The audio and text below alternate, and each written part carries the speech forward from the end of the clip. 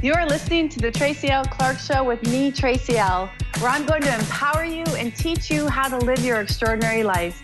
Tune in every Tuesday, 8 a.m. Pacific on Transformation Talk Radio, where I combine ministry, science, and spirituality to reveal the steps you need to let go of your perceived limitations. Have you had the limiting self-talk over and over? Have you noticed you allow your fears to hold you back? If you're truly ready for change, I invite you to join me, Tracy L. Clark, and start your journey of transformation now.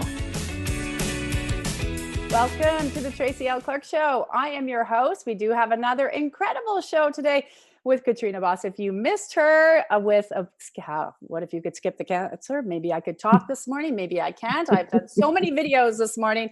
We're actually going to talk with her today on Tantric Intimacy. It's not what you think.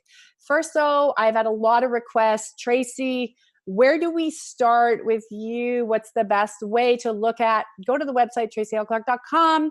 And you can sign up for the free newsletter, and you have the 18-minute audio clearing, which will not only start to clear the system, but it'll start to reset. There's a few things that I've noticed in the world is people's foundations are wrong. They're building them externally, not internally.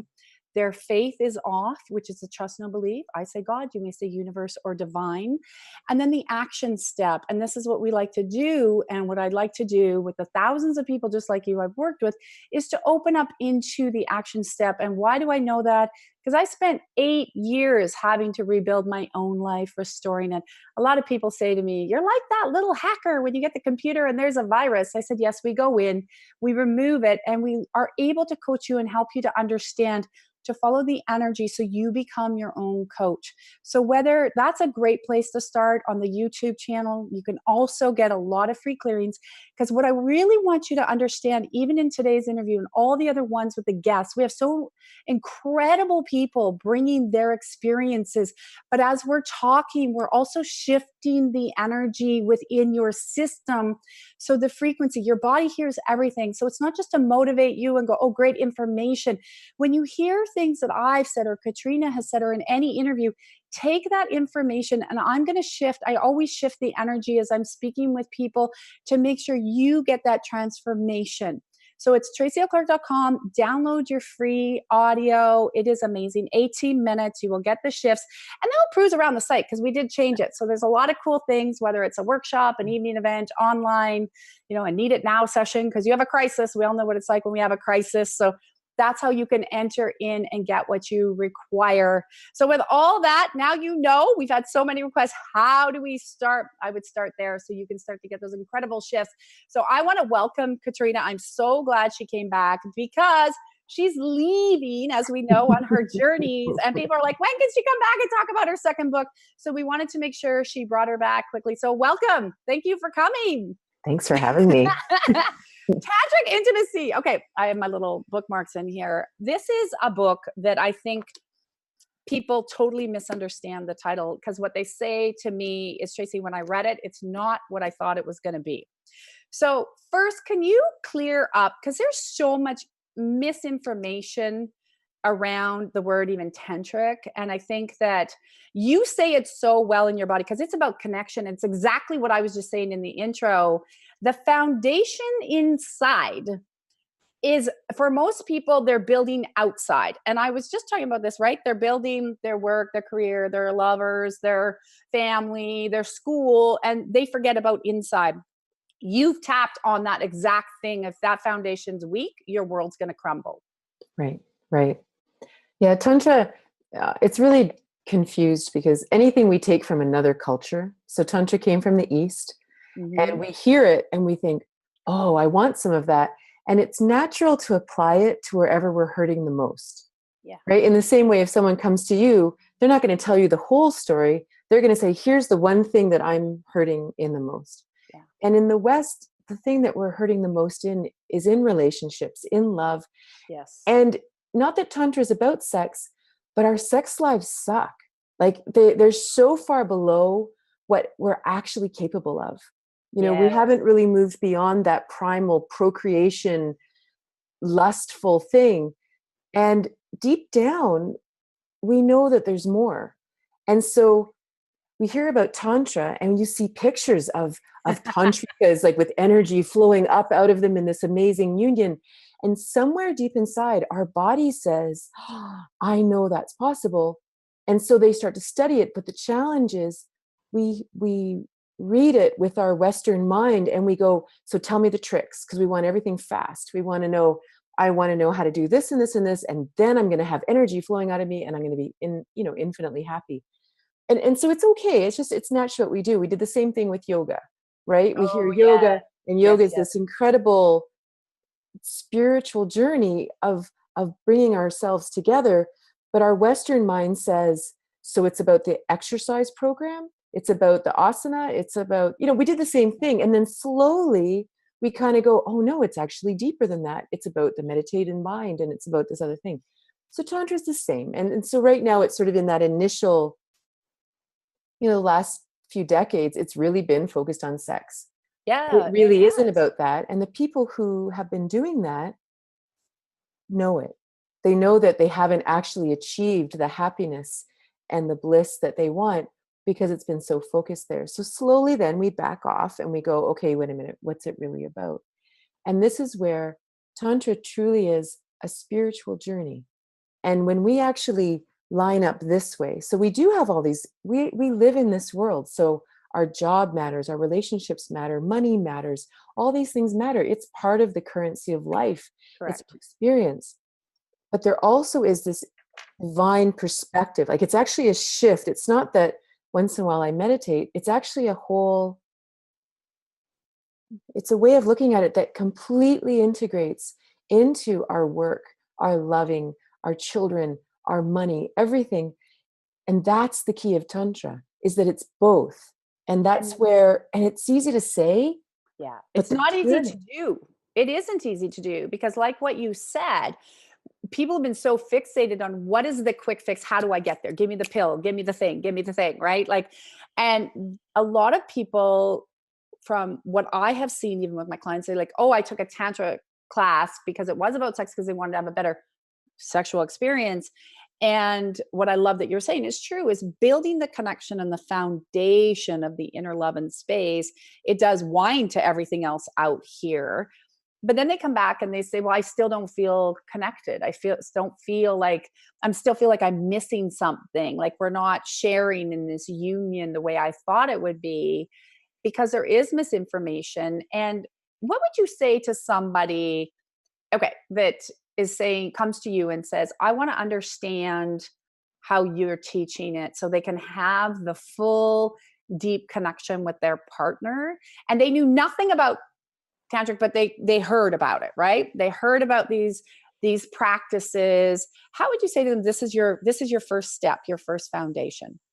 How would you take them? Well, the first step really in a relationship is to ask yourself why you're in the relationship. Right? If you're in the relationship because it looks good or because it's comfortable or because your society says that you have to be in a relationship and you have to make it work, then the challenge is then all of that is external. It has nothing actually to do with the two of you. You're actually just sort of objects in each other's game.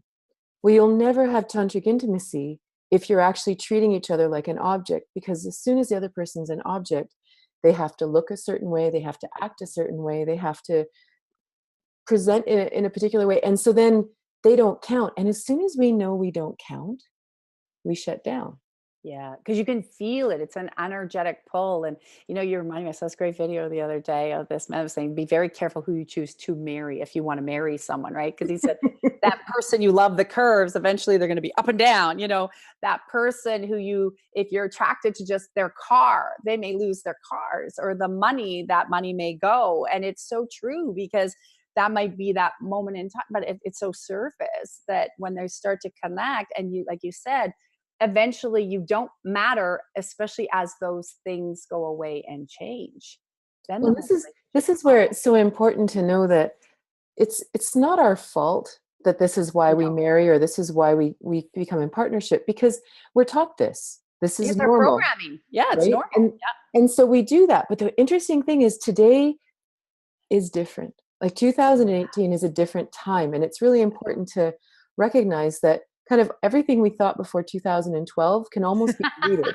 Yeah, I say it's like, I didn't say it in the intro, but I did a podcast the other day, and I said it's like leg warmers in the 80s. You got to get rid of them. Like, Yeah. you are not going to wear them anymore. But this information is, and I hear it all over still in a lot of big names. I say it's like the 80s. It's got to be dumped now. It Yeah. won't work for you. Like, you got to get rid of those leg warmers, because it is not going to work for you. And you say 2012, but I also see energetically, literally, like 2017 passed. Like, it's almost like every bit we get closer to 2020, everything we even learned yesterday is starting to almost dissipate.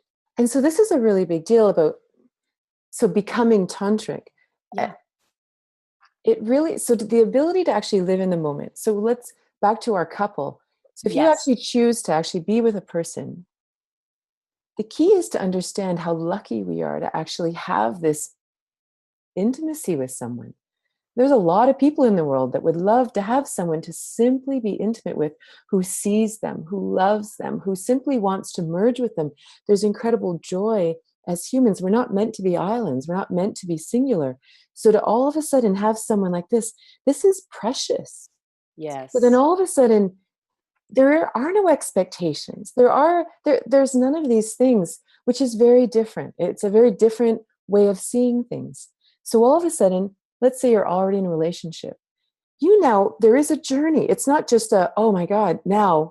That's why my book is filled with exercises and homework and things to do, because it is a real thing to let go, to let go of the training that says, here's how you act in a marriage, here are the expectations, here's in a relationship what's expected.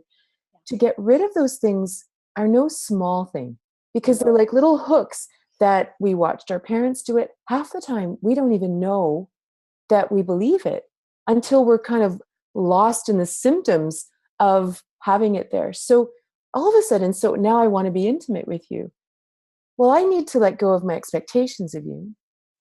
And I realize we have to break in a minute, but the other we're going to actually skip this one and go to the bottom of the hour, because I really want everybody to hear what you're saying, because it's so important. Because what I believe, and chills, and what I really want the audience to listen to is what Katrina is saying is so important, because relationships are struggling. People are dead in their relationships. They're not connecting. They're not communicating. They have no intimacy at all. And then they're having affairs and stepping out on their partners because they're looking for that void, which is not the right thing to do at all. And so I really want to take this time before, right to the bottom of the hour, to explain more of what you're saying, because I want people to understand how you put it. And if you haven't got her book, you really needed to understand, because like she said, there's exercises to help you work through this, so you have a strong foundation and you're not looking outside that relationship if that's the choice you really want to have. And I hear this, people say to me, I want a real relationship, but then they're like, texting, other people all the time and opening doors. And what you have to say is not talked about that much. So please carry on. Okay. Let's get back to this relationship. We're not breaking. Right. Okay. So the interesting thing is looking at the reasons why we struggle to be close. And a lot of it is that we're taught to be guarded. And a lot of that teaching is important. It's sort of like, if someone says, oh, I have a blocked second chakra, people say, oh, can you open my chakra? And it's like, no, absolutely not. That is shut down because of history. And for whatever reason, your system is saying, we're not ready yet. We're not ready to open. That's the wrong terminology, but we're not ready to open it.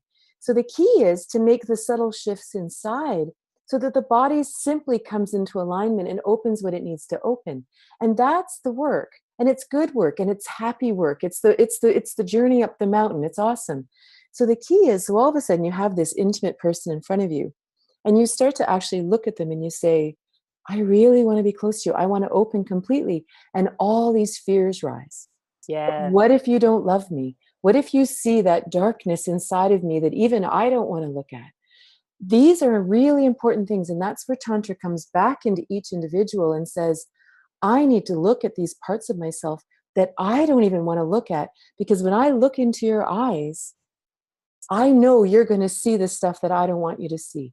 And this is, again, now we step back into the vertical alignment with you and God's source, however you see that.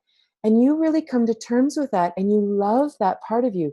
And loving our shadow, loving the parts of us we don't love, is a really important journey. And it's not easy. It's deep and interesting and juicy. And it may be many, many lifetimes. It may be all kinds of things. But to really go inside and go, wow, I actually really have dark thoughts about this. Oh, I don't want you to know that about me. But when you love that part of you, and I know it's so cliche, but when you love that part of you, you kind of look at another person and go, yeah, I kind of have dark thoughts. Yeah. And it's okay, because every human does. It's like, someone said to me on this weekend, because it was, my weekends aren't fluff. They're like in your face. Right. And she said, oh, this is not like normal spirituality or whatever, where it's unicorns and rainbows. She's like, oh my God, but they got the shifts. But it was, so I said to someone, I said, so how many of you have gone through a divorce? And, they're like, yeah, yeah. And I'm like, and how many of you had all those thoughts that you just hope he or she would get hit by a bus? It would make it all different. And they all looked at me like this, but then they're all like, yeah, it would be. And that's exactly it, because we do, it's interesting. And I love how you say this is, we're so afraid to be vulnerable because we're not taught how to be vulnerable with another person. And we are taught, like, be the good girl, be the good boy, go to class, like have this persona, these masks, that if you have something that isn't seen as perfect, that dark side, that you will be rejected. There's so much of that programming out there with couples. And then if the relationship doesn't work, rather than taking the joy of what that relationship was, what do? They go into battle. They go into, oh, you were mean, and all this negative talk of that dark space. Well, see, and the piece of that is that as soon as, when I can look at my dark side, or whatever you want to call it. We all have one. You got to acknowledge it. Yeah. The parts of me that I don't necessarily want to live in. Like, they're just there. And it's like, ugh. As soon as I actually genuinely look at that side and go, wow, okay, I guess we're all going on this journey together. Then all of a sudden I'm also safe to look into the eyes of someone else, and it's safe for them to reveal their dark side that they're afraid of. Because if I'm not safe, it's fine for me to say, well, you need to accept me for all of I am. But the key is, if I can't, and this is the thing we don't often understand, that if I don't look at mine, I am judging yours. You are, exactly. 100%. 100%. So as soon as I'm all like realizing that, okay, I'm all things. I'm all sugar and I'm all dark. I'm all of it. I'm capable of anything given the right situation. I am not an angel. I'm not anything. I'm just awesome. That's it. It's just the whole thing. And so are you. And then all of a sudden, and this, like, as soon as you're sort of cool with yourself, people tell you all kinds of stuff. And then they go, I can't believe I told you that. Oh, yeah. You get that all the time. I love it. But the key is, I don't remember it because it doesn't matter. Like, it genuinely doesn't matter, because I'm like, yeah, we've all had hard thoughts. And that's it. It just leaves my mind. I don't remember it. It's completely gone. But that's also part of pure connection, because I'm the same way, because people come back and say, well, don't you remember when I said, I'm like, no. I just don't, like you said, and that's that place. If everyone can really grasp, but as you're really accepting self, you've been there, I've been there, where we literally looked in the mirror. I remember having breakdowns, going, oh, like crying, going, I do that. I can't do that anymore. Like, I need to accept it, let it go, and then change my behavior on that. And now I wasn't with anybody at the time, so I was really looking right at my stuff that I needed to work through. And what I did find is the more we're connected to our higher power, so I say God, the more we do love ourselves. And a lot of people, and I want to ask you this question, a lot of people, we hear that, love yourself, love yourself, love yourself. You and I look at it very differently. And it's like a word that's thrown around, like, have some coffee. Like, it's literally not even fully integrated into people's consciousness and souls of what it means to love yourself truly, and to be open and vulnerable to another person or place. So when you would look at that, what would you say for people that are going, yeah, I hear it, but I really don't know what it means? Well, the primary problem is the word love. Yeah. Because we've been raised, and maybe love meant punishment, love meant correction, love meant all these things. So, for example, one of the things in Tantra we talk about is the masculine and feminine dynamic. So and it's a very different definition than what society thinks masculine and feminine is, but that's a whole nother 2-hour conversation. Can you give a wee little glimpse so people can understand? For example, again, masculine and feminine are two parts of a whole, which Yes. means in connection. So if you give and receive, for example, the masculine giving, the feminine receiving, in union, you will always give what the other desires. So it's easy to receive and it's blissful to give. Yes. But historically, we've been separate. So now all of a sudden you're giving people things that they don't want. And these people are like, I don't want that. So we don't want to receive. So people are always like, I need to learn how to receive. It's like, you need to be with someone who's giving you what you want. Then you'll receive you'll be like, yeah, this is what I want. I know I've said that. I'm like, thank you very much, but I'm just not going to accept. Or I'm like, oh, I don't need that or whatever. Right. Like, but that's in separation. They're not reading you. Yeah. But as soon as it's like this, which is new, and this is this tantric union. Yeah. So one of the things within us, another example of masculine feminine, is the feminine in all things, not female, male, but the feminine is our vulnerability. Mm-hmm. It's our chaos. The masculine side is structure and protection. So if you imagine first within, finding this balance within. So if you imagine your feminine side, our feminine side, all of us, male, female, everyone, Yep. Our feminine side holds the chaos of every single experience we've ever had since we were born, whenever that was, millions of lifetimes, whatever you want to look at it, right? So it is carrying everything, like everything, every emotion, every trauma, every joy, every thrill, everything. And it's chaos. It's not a spreadsheet. It's chaos. Correct. Yeah. So here's what's going on in your feminine over here. And it's vulnerable because it's like, I don't want anyone to like get in the way of this. I can barely hold this together myself. The masculine, on a good day, the masculine says, don't you worry, I'm here for you. I got you. It's connection. It's love. And so that masculine says, you know what? If the protector rises and says, you know what?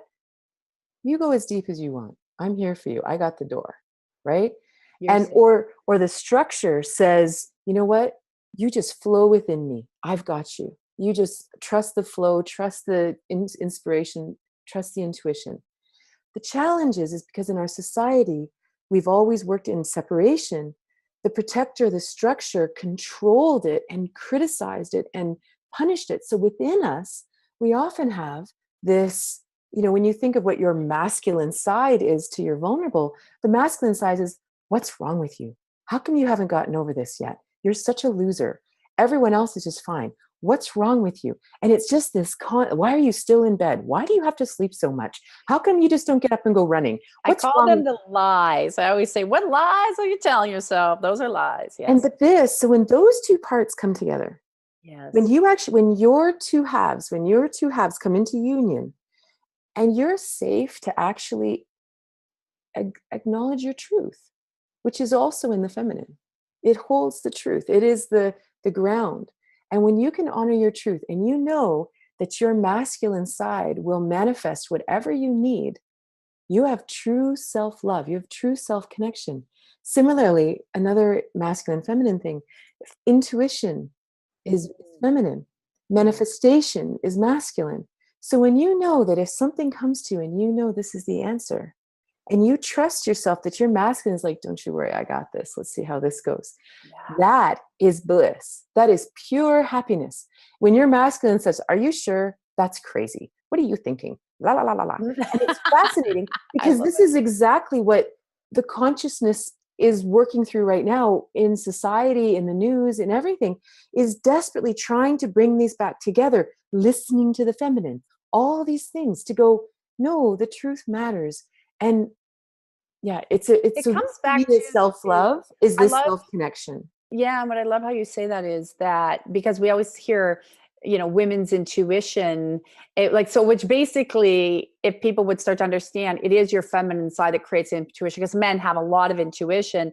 But it was interesting as you're talking, they kept showing this. So spirit, if people are listening, spirit, some things I see really started to show a lot of clearing. So if you guys are listening to this is what you're going to get, where men and women were brought up in roles, like you were saying, in programming, and what you just sparked on, which is clearing for the audience. So I would take this very strongly, is where a man is a man. So how dare I even get into contact with that female space, right?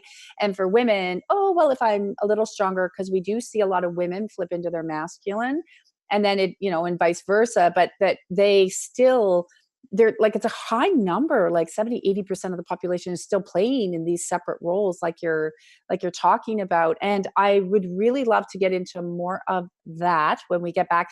And maybe after the commercial break, would you be open to sharing one of the exercises in your book? I don't want to just pull one out, but something that somebody could start doing. And then when they get your book, they can, like, one of the first maybe exercises. Would that be okay when we come back? I'll think about it. Okay. So first, before we go to break, where can our lovely audience find you? Because I know you're going to be traveling, but you're also going to be starting your YouTube video blog. So they can also follow you.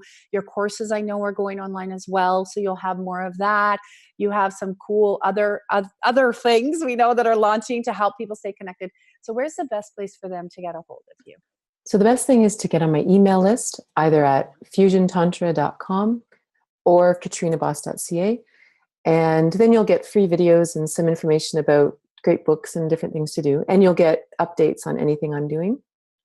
My books are both available online in paperback, ebook, and audiobook, which ironically, my friends who have all read my books actually prefer the audiobooks because you know, it's very different. And they said they can take me in the car everywhere they go, which is fun.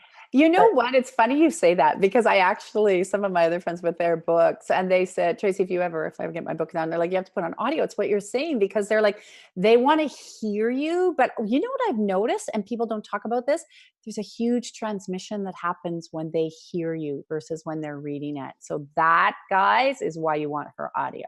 Well, they say that all the wisdom actually comes between the words. Yeah. Right? It's sort of so. But you're very powerful. So, okay, check that out. We're going to be right back after the break with Katrina. I can't believe this half hour is gone. And she's going to give you one of the exercises that she would recommend for you to just start on this journey until you're actually able to pick up her book. All right. We'll see you right back after the break.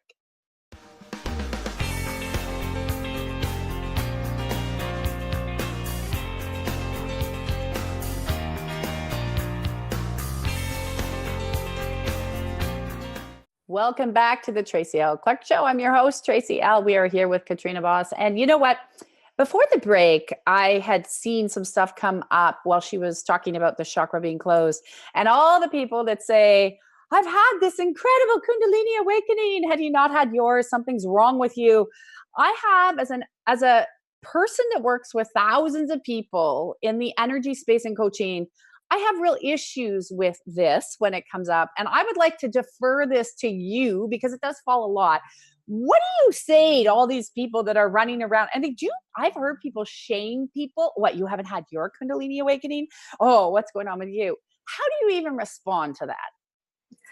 So the key is, again, within the frame of Tantra, there's our physical lives. So like in our chakra system, there's 7 main chakras. The lower 3 chakras are how we connect into the village, right? It's how we fit in as our role in the community. The second chakra, how we interact with each other. The third chakra, our definition of self. Our upper triangle is how we connect to spirit, right? Our connection to source, how we listen, how we share. And then our heart center connects those. The key when you have a Kundalini awakening and you're sort of suddenly ungrounded, right? You're sort of spinning in the planets. The key is to join the village. You need to get back.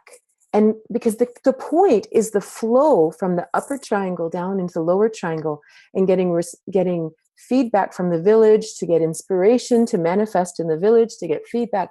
This is what it is to be fully human. And the challenge is that in a lot of spiritual communities, the goal has become transcendence.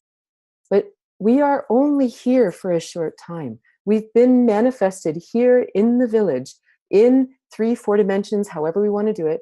What we do matters. Whether you are a barista doling out coffee, whether you are a doctor, whether you are an author, it doesn't matter what you're doing. What matters is you're contributing to society. I was at a retreat once, and it was run by a Native woman. And she said, now I want everyone in the room to tell me what you would do if you were part of the village. What would your role be? And she goes, and you're not allowed to say that you're a Reiki master or that you're a great listener or that you're intuitive. We need food. We need protection. We need someone to take care of the children. We need something grounded on the earth. And it was a really interesting exercise to go, actually, I love folding laundry, or whatever, or to say, I actually love being with children, or Yes. I actually love stacking wood, whatever that is. And it's really, really important because, it's like that saying that before enlightenment, carry water, chop wood. After enlightenment, carry water, chop wood. Yeah, it's true. It's really, really important to come back into the village. There's no greater work to be done than right here. Whether it's sweeping the streets or whether it's making great food for people, whatever it is, it's all about connecting to each other. So the key is if you've had an awakening, that's awesome. But now go back into the village. I love what you said. I love your analogy about the village, and why, because you're the only other person really that I've been able to have this conversation with right now. So you guys, like, we haven't had this conversation, but I have tried to have this conversation with other people, because a lot of times what I say is, when we're working to open your connection, you need to function in this reality and stop being out here, because you will die, you will go, and then you can transcend. And what I love is how you brought it back in, because exactly, if you are not grounded, centered, focused, and still connected, how are you contributing to the world? Because you're here, you're meant to contribute.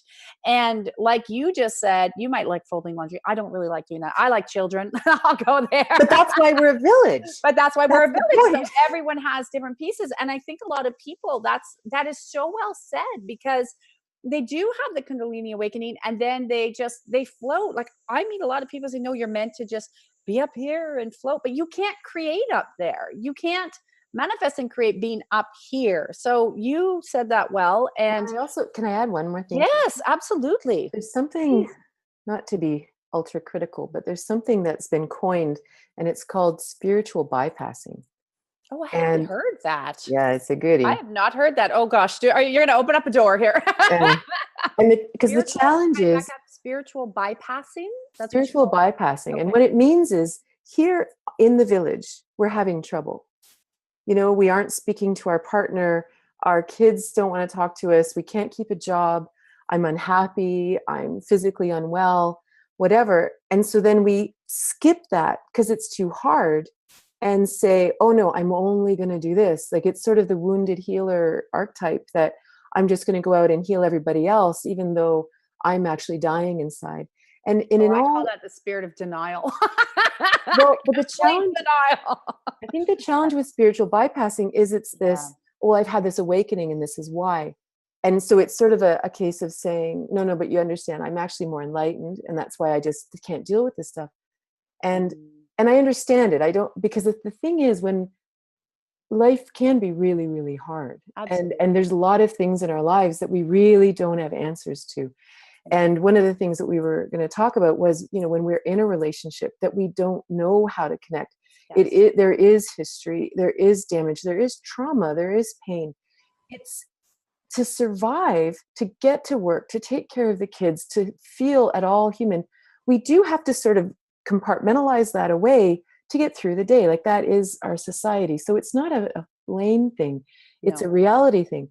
But once we understand that that's what we're doing, when we have all of this incredible spiritual energy, and if we have a community that understands, to understand that the goal is to take that energy and apply it to the most difficult parts of our lives. Yeah, to really look at them, because you are correct. A lot of people are like, well, I don't want to deal with that. I've had people say, oh, I want to work on my money. I don't want to deal on my marriage. I'm like, but your marriage is the problem. No, I don't want to deal with that. So what would you say to couples, people, and I want to speak to, because a lot of couples that will, like, people that be listening in relationships, and they have disconnected, and they are doing what you call, I love that, spiritual bypassing. What would be an exercise you'd say to them, you could start here, so you can start to, this one little exercise, if you start here, and yes, you're going to have to read the book, but if you start here, that will start to open the door a little bit more, so you can have that space of starting to put back together these components that are basically sitting on the shelf, not collecting dust and not being looked at. So the first thing is, you actually have to come to a place inside of yourself that you're okay to look at the truth. Yeah. Like, the real truth of what's going on. It's okay, whatever the truth is. It doesn't matter. Because the key about the truth is, it's not subjective. It's not about you. It is just the truth. Correct. And like, so let's say, for example, that the relationship is actually over.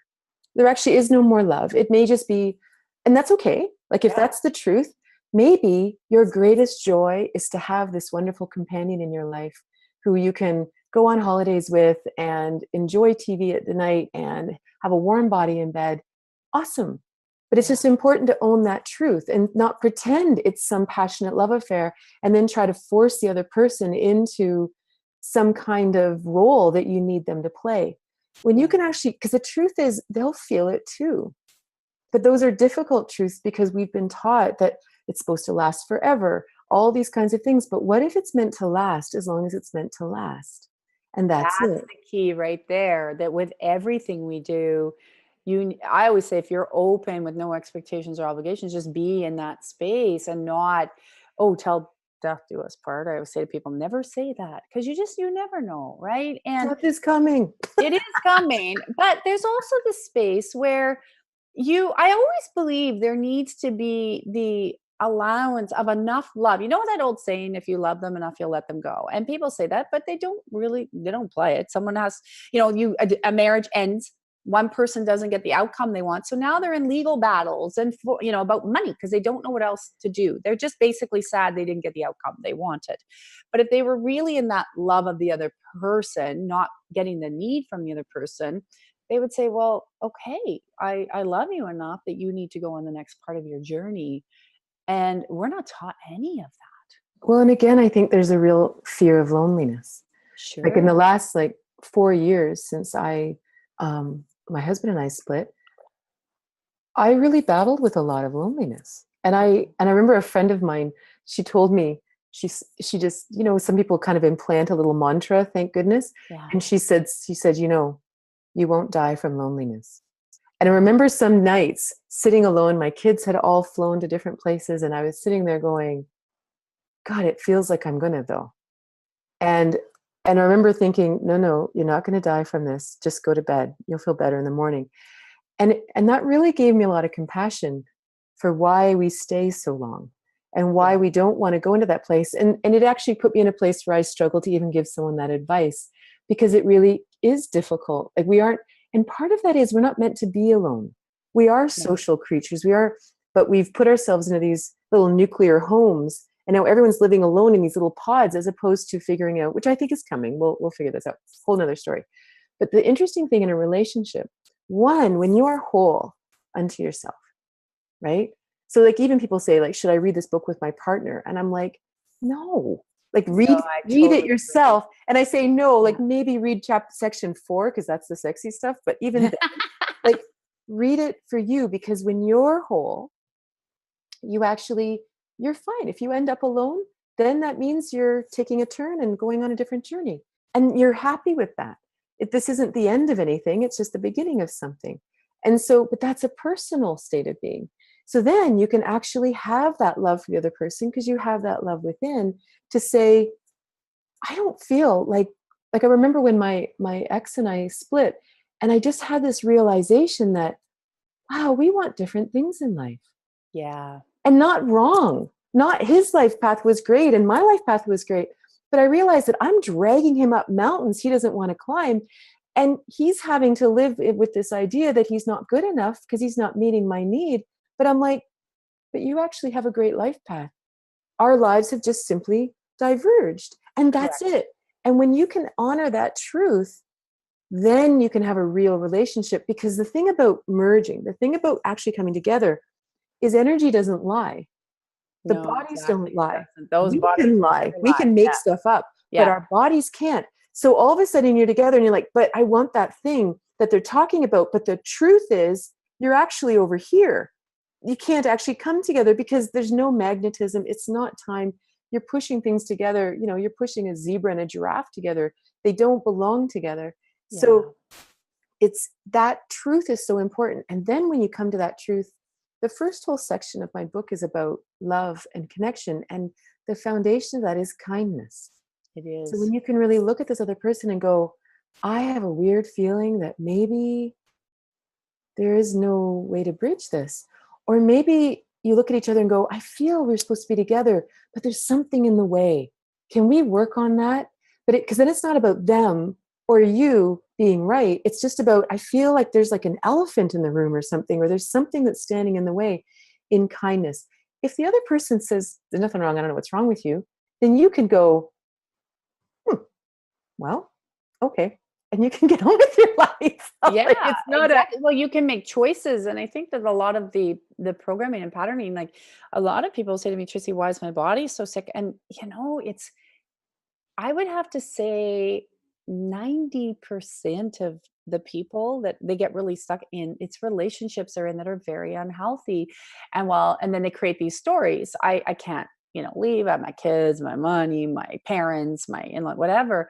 And you do see their bodies get very, very ill I've got because to their tell you a body's story. screaming at them. There's a whole access consciousness running bars thing. They have a book and it's called Divorceless Marriage or something like that. And they have a story in there about, there's a person standing there and there's a dude with a car. I'm just going to do it from this perspective. So, Absolutely. and she's like, and he's like, do you want to go ride in my car? And she's like, I totally want to ride in your car. So she goes to get in the car, but she doesn't fit. But she realizes that if she cuts her arm off, then she'll fit in the car. And then she gets that part in and okay, she still doesn't fit. So she cuts her other arm off and then she kind of fits. And then she realizes she has to cut her legs off. And so she cuts her legs off and now she's in the car. So she's with the dude, but she has no arms and legs and she's going along. And then she comes to you and she goes, I don't know what's wrong with my body. And you're like, but you have no arms and legs. And you're like, yeah. Well, that's just because I'm in the relationship. We don't want to talk about that. And you're like, but you have no arms and legs. And this is the thing, when you actually find someone that there's no need to cut any arms and legs off, there's no illness. And again, when I got married, when you got married, everyone got married. That's what you did. You were told, go get married, have children. Yeah. And you fell in love or you didn't fall in love and you made it work or whatever. And so this isn't a blame about getting married, but the time is different. It's 2018 now. So if you're still in a relationship from that previous time, it actually literally is like almost separating and saying, not you don't have to separate, but you have to go, if we went on a first date today in 2018, would there be a second date? Oh, that's the great question. And I've said that to people. I'm like, really, if you look at that person now, would you really want to go on that date with them? And a lot of people say no. I'm like, well, then your next step, your next action step. And that's what I want to say here, because I can't believe we're running out of time again. So here's the thing I say to people, and I'm going to take this from your book because you say it right here. And I want you to elaborate this for people. We always say, listen to what Spirit's telling you, have your innate body nice and strong. And then if you don't do the action step, that other arm's going to go, and then the ear, there's more stuff that's going to keep going out. So you can have to fit in a smaller car. What do you say? And you have it right here, and Spirit wants this because they're buzzing in my ear. What if we don't hear the answer? What do they do? So the interesting thing about not hearing the answer, Carolyn Mace first said this, but really stuck in my head. She said, if you are in a dark night of the soul and you're asking a question and you're not getting an answer, 9 times out of 10, you have heard the answer. You just don't like it. So you're waiting for another answer. But the problem is with truth is it's just one truth. There is no other truth. There's not a secondary truth. There's not a B option. Here's the truth. The other thing when we don't hear is to be patient. I remember I had an argument with my man the other day, and we were sitting in a restaurant, and the conversation was just doing this. Not connecting at all. Going, we've all been there. What's happening? What's going on? I so didn't understand it. And eventually I just stopped talking. And I was like, okay, I only am happy here. This is really, so no matter what's happening, I'm always turning going, why are we not doing this? And there was just no chance. We were I don't know what was going on. So finally I just stopped. And I just stared at him for 5 minutes. It was sort of like, if you don't know the answer, then say, I don't know what the answer is. Say it. Go, I don't know what the answer is. Here's what I want. I want us to be connected, but I don't have an answer. And then have the patience to wait. And so I waited and waited, and I asked and I prayed, and I asked, and what I asked for is, I would love the words to find the bridge in this moment. Yeah. And I waited and waited, and I do this. This is my whole life. It doesn't matter what it is. It's the same thing. You're going to be on an interview with Tracy Clark, and it's like, So what am I supposed to say? And so we're sitting in this restaurant, and I probably stared at him for 5 minutes, like going, and then finally something out of totally left field, all of a sudden I start talking about past lives and da da da da. And all of a sudden, slowly we went, oh, and everything settled, and we were now connected again. And this is again the key of this integration of the divine and the physical, is that it's for us every single day. It's not when I do yoga later, it's every single moment. And that in every second of every day, I ask constantly all day long. I say to people, just that old saying, ask you shall receive. People don't ask, they don't know how to ask. I'm like, just keep asking. What's the answer? How should it flow? What should come next? Blah, blah, blah. And it just comes. It just comes. And people think it's some magic little trick somewhere. I'm like, no, you just have to ask. But we're not taught to ask. And then, like you said, we're not taught to have the patience. And sometimes, and I'm sure you've had this, the answer will come to me a week later. I had something come in a dream after my class that I'd asked for literally a couple months ago. And then I was like, whoa, okay. So I knew I had to wait. I don't do anything until I hear the answer. So the other thing that I feel called to share before we break is, so Tantra is not about sex, right? No. Except sex is beautiful. And the problem is that human intimacy is part of us as well, whether it's loving a child or a grandchild or a friend or a lover, it doesn't matter, but that intimacy is important to us, and it nourishes us in ways that nothing else does. And sex, because of the church and most religions, said it's bad. And there's a lot of theories around there that said part of the reason is because it disempowers us. If you cut us off from our sex drive, we can be made to do anything.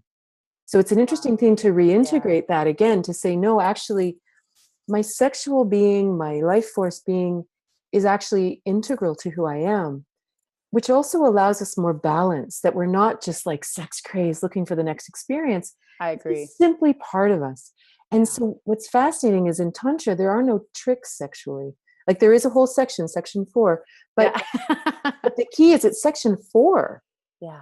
First, we learn about love and connection and really integrate that internally with friends, with lovers, everything. But we really learn how to love.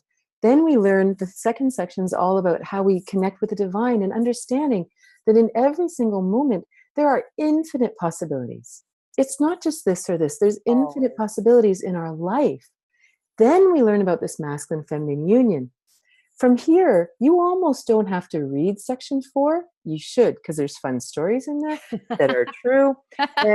But the key is, imagine you simply bring that to an intimate relationship. So all of a sudden, you've got this other human who is as infinite and amazing as you are. You have no goals. You are open to absolute infinite possibilities. And now you're allowed to be intimate and naked and do fun things with them. The truth is, any possible thing can happen. And I'll tell you, when you leave the bodies to just do as they want, you will have union. Yeah. But there's a lot of work to do there to get to that open space. Otherwise, we get there. The flip side, if we don't do it, is that we come in closed. We come down with our ideas. We come down with how we're supposed to please the other, what we want, all these kind of things. So it's a very limited experience. It's also then just an act. It's not a connection. There's a big difference, guys. It's an act, not a connection. And that's where, when people do not have physical connections for a long time, I'm not interested in just an act. I don't need to get off. Sorry. Like, not interested. You want to have, when you connect, you want to have the connection with somebody. So it becomes different, and you're not just going, oh, okay, is there somebody there about it? You're just not, you just don't want to go there anymore. When you actually start to connect, you want to be with someone that you are connected with on all those other levels.